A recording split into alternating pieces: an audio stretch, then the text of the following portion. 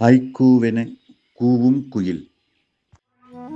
அனைத்து மொழிகளையும் எழுதி தள்ளிய பின் எனது தாய்மொழி எது என புரியாமல் புலம்பியது பேனா. ஆசை மீன்களின் கண்களுக்கு எப்பொழுதும் தெரிவதில்லை தூண்டில். பாட்டு கிளாஸ் முடிந்ததும் பறந்து சென்றது குயில்.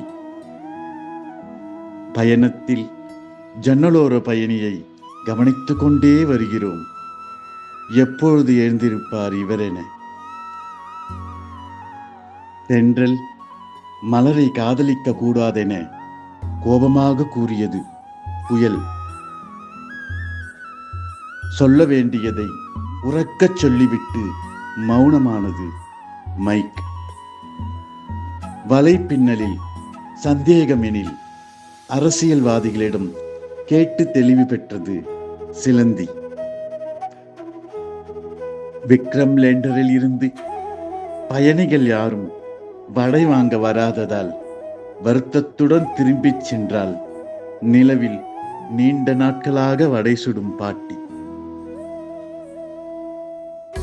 வெட்டியானிடம் லஞ்சம் வாங்கிய பின்பே எரிந்தது அரசியல்வாதியின் பிணம்.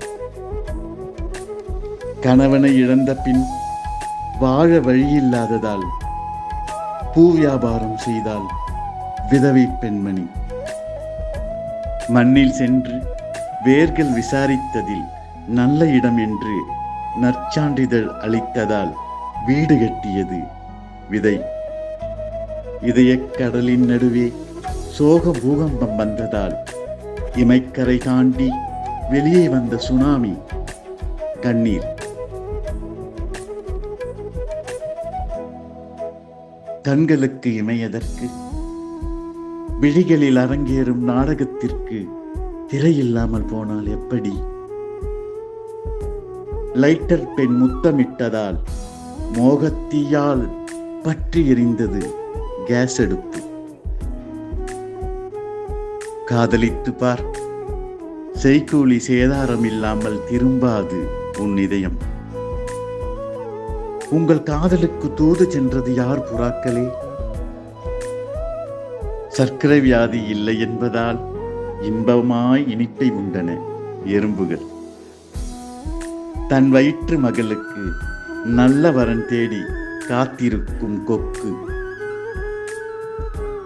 புலி உரும்பும், யானை பிளிரும், சிங்கம் கர்ஜிக்கும், ஆந்தை அலரும், காகம் கரையும், மயில் ஆடும், குயில் கூவும். மனிதன்.